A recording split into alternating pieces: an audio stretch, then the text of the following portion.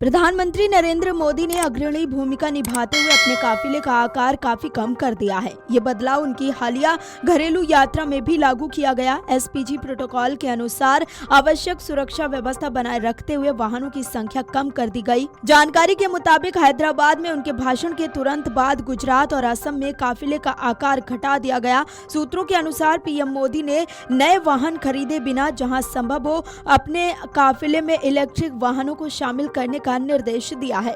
बता दें कि पिछले दिनों पीएम मोदी ने दुनिया में लगातार बढ़ते ऊर्जा संकट और पश्चिमी एशिया में जारी तनाव के बीच देश की जनता से एक बहुत बड़ी और अहम अपील की। उन्होंने देशवासियों से पेट्रोल और डीजल जैसे पेट्रोलियम उत्पादों का बहुत ही सोच समझकर और संयम के साथ इस्तेमाल करने को कहा, जिसके बाद पीएम मोदी ने खुद की यात्रा पर ये लागू किया है।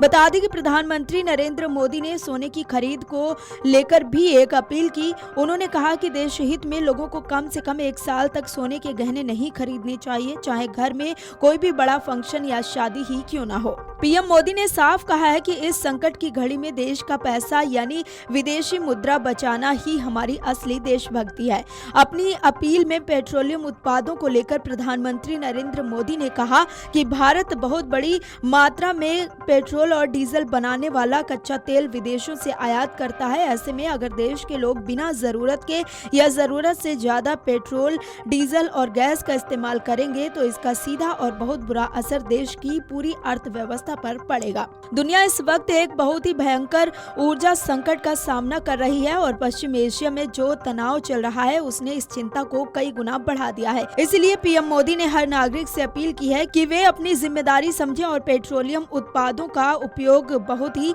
ज्यादा सोच समझ कर करें।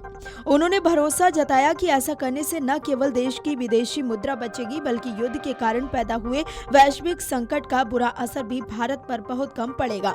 प्रधानमंत्री ने पेट्रोल डीजल के साथ साथ सोने की खरीद पर भी बहुत ही गंभीरता से बात की। पीएम मोदी ने बताया कि देश के लोग जो भारी मात्रा में सोना और सोने के आभूषण खरीदते हैं उस पर भी देश की बहुत बड़ी विदेशी मुद्रा खर्च हो जाती है। पीएम मोदी ने पुराने दिनों की याद दिलाते हुए कहा कि पहले जब भी देश पर कोई युद्ध या राष्ट्रीय संकट आता था तो लोग देश हित में अपना सोना तक सरकार को दान कर देते थे। उन्होंने कहा कि आज सरकार को आपके सोने के दान की कोई जरूरत नहीं है, लेकिन देश हित में लोगों को कम से कम 1 साल तक सोना और सोने के नए गहने खरीदने से जरूर बचना चाहिए। उन्होंने जनता से सीधा आह्वान किया कि हमें ये तय करना होगा कि घर में कोई भी फंक्शन हो, कोई भी कार्यक्रम हो, हम 1 साल तक सोने के आभूषण नहीं खरीदेंगे। देश की आर्थिक ताकत और उसके संसाधनों की रक्षा भी आज के समय में देशभक्ति का ही एक बहुत बड़ा हिस्सा है। इसके साथ ही पीएम मोदी ने ये भी बताया कि सरकार अपनी तरफ से क्या काम कर रही है। उन्होंने कहा कि ऊर्जा के दूसरे विकल्पों पर भी बहुत तेजी से काम किया जा रहा है। हालांकि पीएम मोदी ने बीते दिनों देश की जनता से वाहनों को कम चलाने, ऊर्जा आपूर्ति बचाने और सोना न खरीदने को लेकर अपील की, जिसके बाद पीएम मोदी की यात्रा को लेकर उठाया गया ये कदम काफी ज्यादा सराहनीय माना जा रहा है। Video desk amarujala.com। अगर आप ये वीडियो YouTube पर देख रहे हैं तो हमारे चैनल को सब्सक्राइब कर बेल आइकन दबाएं और Facebook पर देख रहे हैं तो हमारे पेज को लाइक करें।